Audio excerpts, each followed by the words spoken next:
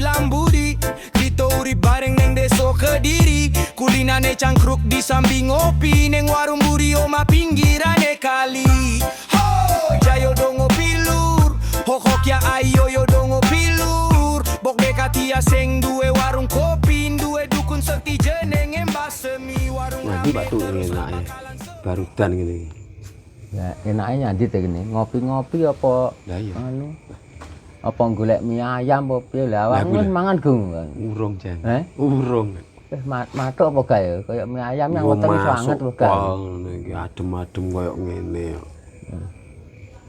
Tapi lek awake dhewe tok ya gak tepak jane wong aku ya urung duwe duit ya ta. Urung bayaran. Jangko apa nganu marani kene Pakno ae. Ndak yo me Pakno. Engko lek awake dhewe rono dhewe engko lek wong liwat awake dhewe tambah dilok-lokne ra karo-karon pati lek wong kuwi gak sampe dijak ngono. Lah ya kuwi tak. Kok bae wong bar merokok ya. Iya, apa-apa. Carane kok piye? Kok gayane awake dhewe mara rono. Ada dijak digolekne mie ayam. Tapi golek kono awake dhewe ndang luntrung ale dadi bayar iku kono. Masuk gak iki? Masuk. Saya wong kuwi gak di ngono. Wah, wis awal wong Lombok mengolah. Ya, bayar, ya. Pak tutup lho Pak Lemi.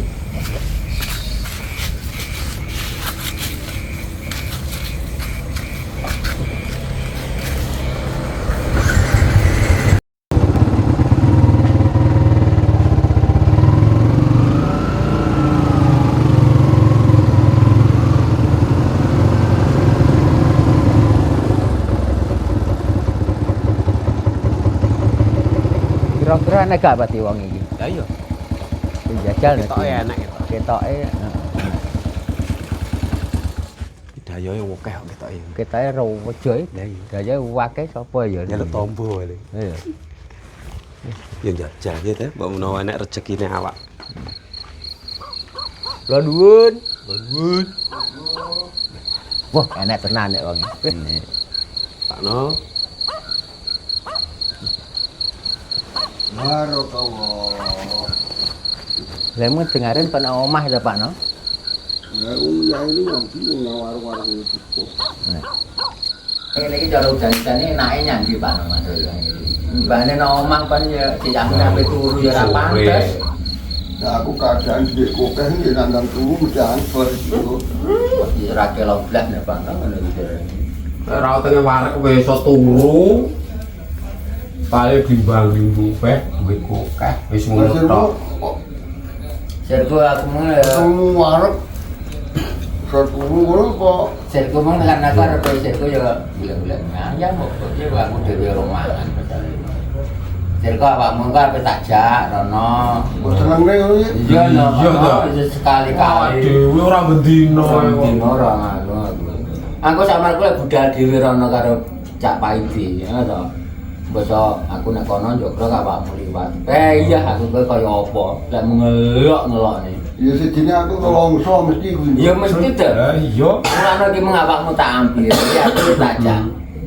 Nang warung kono ya ngopi-ngopi karo golek mimi ngono. Matuk ora. Timbang turu sore-sore ngene iki. Ya matuk kuwi mergo awakmu keadaane bar panen mikir barang mesti mokeh. Ya mesti Pak Nol duwe ngene jelas apa gak ngantor Pak Nol. Ora ali ora ngentekne mangkok, rantai sak bongkok Pak. Ini ke sak bongkok lagi nuku tak mangkok paling jeturang. Tenang ora. Pokoknya tak damen ngono piye? Ya mesti to Pak Nol rarane bobot sak ketang ngene lho Cik. Oh percaya aku sak bongkok sak kental ya mesti nek nebas mine kita. Kita Pak turak. Ora apa-apa. Yo, ndang salin Salin ngomong ngono-ngono tok. Salin apa ora? Aku ora denger tok. Lah, ngono lho. Enggak kademen. Ini santen-santen iki Pak Nol. Gak usah kesusu Pak Nol. Lah tak pikir nek wedang mbene tadi.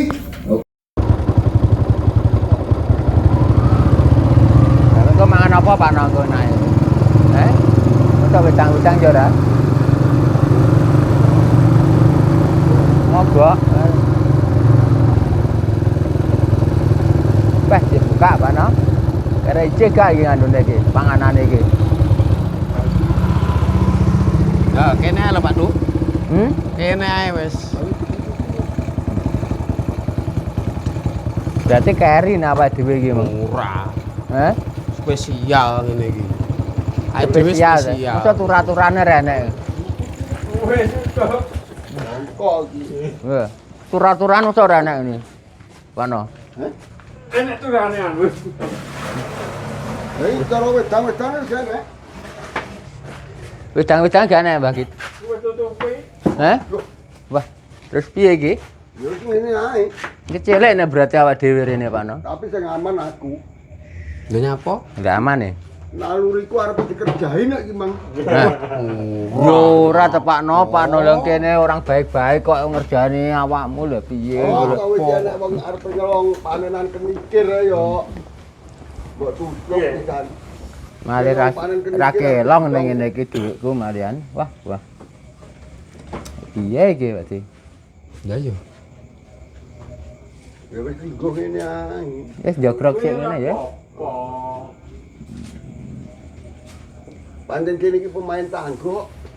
Nanggo lek tutup ngono ampre duit ben gak kelong ngene Pakno. Berarti aku ngejak awakmu berarti ya kecilik nih ya. Tapi aku pancen wis mbak tidak tuki dia lho, selawase ora tau ngejak mangan-mangan, ngejak mangan-mangan iki nah. Strong neh yo. Ora. Yo lagi pengen ae. Emang aja pengen ngejak awakmu. Kan biasanya kan aku ya ngejak. Rene iki mung pas ndek rezeki ya karepku genti awakmu tak jak ngono lho Pakno. Ngono. Ngejak nang gone warung sing tutup tapi wis dikukuti. Ya ngene iki ya bejamu berarti Pakno aku ngejak rene warunge wis tutup. Ya bejane awakmu. Pancen yo kanca lek drogok yo ngene ngejak warung sing tutup. Tapi ngono ya. Aku ndek krungu katya nyoneni anake nyapa. Elek anake kuwi ceritane ta mulih sekolah kuwi ora mulih nganti sore. Oh alah. Dadi mboke bengok-bengok. Piye nyonene anake lho. Brang.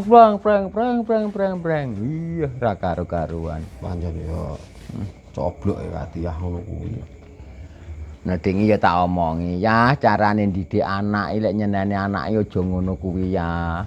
Ngono esuk-esukne suwe-suwe anakmu iso balas dendam. Balas dendam piye ngono? Ngleno. Engko awakmu rene tambah adoh nah dolane kuwi. Ngleno wong tuwek. Ya ngono kuwi di gape ora karo katihan. Ya lek pani ora direken takon lek ngomongi alon-alon gak usah disentak-sentak jenenge bocah. Ya karep kuwi lek nganu lek ngomongi bocah kuwi lek wayahe mulih kuwi diceluk sik. Mesti keadaan mulai sekolah, mulai awan kan mesti luwe te bocah kuwi. Biasane bocah jek luwe-luwe lek disonani mboke ya asline ya dirungokne tapi ya pegel pati utang ya kuwi lho. Maksud kuwi ngono kuwi. Tapi yo wajar kaya Katia. Wong Katia bener wujude menungso nang kuwi totok kerot kok. Dadine ra iso mikir kok ngono. Ya jane tak omong ya carane aja ngono kuwi ngene anak. Lah piye ngono? Bocah dilingguhne, dijumukne sego ben mangan kok suwareg karo diomongi. Diomongi alon-alon. Lah piye diomongi aku kadung wong pegel ngene. Jadi bocah iki lek nenek-nenek wong akeh juga pemuda mari malah Ndak nemen. Dewe iki yo dijotoh si anak dhewe malah.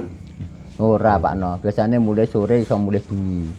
Iso ra mulih. Kuwi cara sing halus, cara sing kasar ya kuwi sesuk mboke dijotoh kuwi. Oh, diajak dhewe. Kok cerewet ae kene cah lanang lho biasane ngono to. Darah muda. Ya bener mbok nyeneni anak tapi yo gak pas momene yo malah Dadi musuh.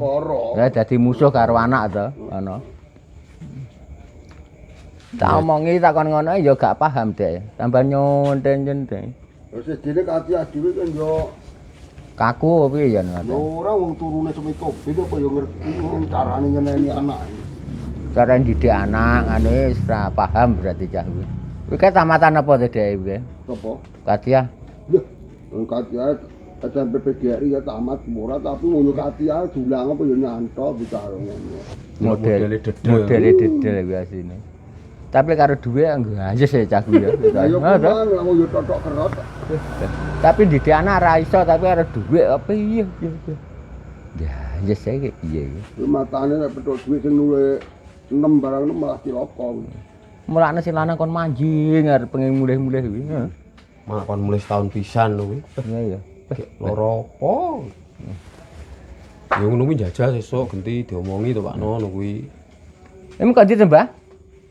Ini jogrong-jogrong kene karo kancane kene to kok Oke. Empane kok isih jalan menawa. Ngomong katia kudune ya karo nggo camplok. Goblek ngono. Heeh. Entah kuwi mesti ajarane mak disemitopin ngono kuwi. Modele Pak ya ngono kuwi jablek. Mbok omongin mau geblek apane? Ya, Pak jenenge topi nek dibalik ya bentuk. Penjual anak pi. Tujuan bales ya. Malih bento berarti. Tobe ini berarti bento. Kuwi Pak Katiah kuwi berarti Pak No. Besok ya tak omong, nek dene kena ra kena ya wis mempene ya. Lah ya diomong halus ra kena ya dikuasar geblek apa piye ngono Pak No, ha? Pompong anake urung kadung. Carane didikane kuwi kudune ya aja ngono kuwi ya, ngono kuwi. Bocah lanang masalahe lek cah wedok ne mok sonenono mok goblek ana jek wedi lek bocah lanang kuwi lho bedane ta Pak No. Marai katia ora tau dadi lanang. Ora ngerti iki pabrik Katia. Jenenge sapa? Katia. Kati. Lanang piye? Katiyahe piye, Pak No? Ngandune piye kuwi? Ya katia kuwi mang. Cara dijabarne piye Katiyah? Ah, ya wis, Artine Bu. Katiyah, Wis angel kuwi gak enek nek rumus. Kenek Gak enek. Kati. Ya sing bener ya titisane memang totok kerot memang. Peranane bento. Heeh. Peranane bento berarti. Alah. Model-modele Kuwi wong-wongan. diomong baik-baik yo gak kena. Jaluke kasar. Digalane kasar.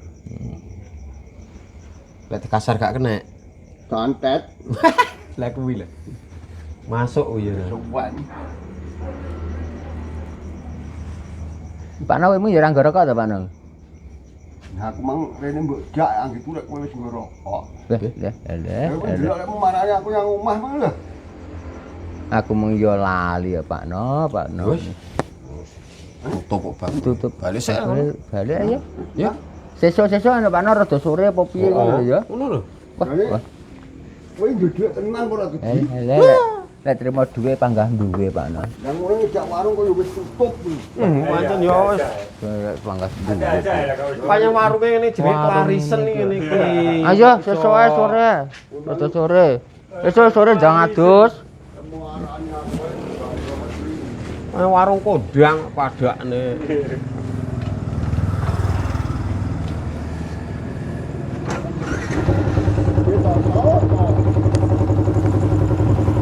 kita jujur. Aku buahan metu iki jane iki. Iya kan, jadi cuma Iki aku awan mau wis bakso. Cardi Chanelo Arvin Ocari. Yo yo yo yo. Yeah, yo. Sebuah cerita kehidupan di desa Brenggolo di pinggiran kota. Pak Notuki di Paidi dan Budi bersama melalui hari-hari gembira ria. Setiap hari selalu berkumpul minum kopi di warung kopi, posisinya di pinggir kali. Kopi campur jagung yang penting asli. Subscribe channel ini dan juga di komen nih.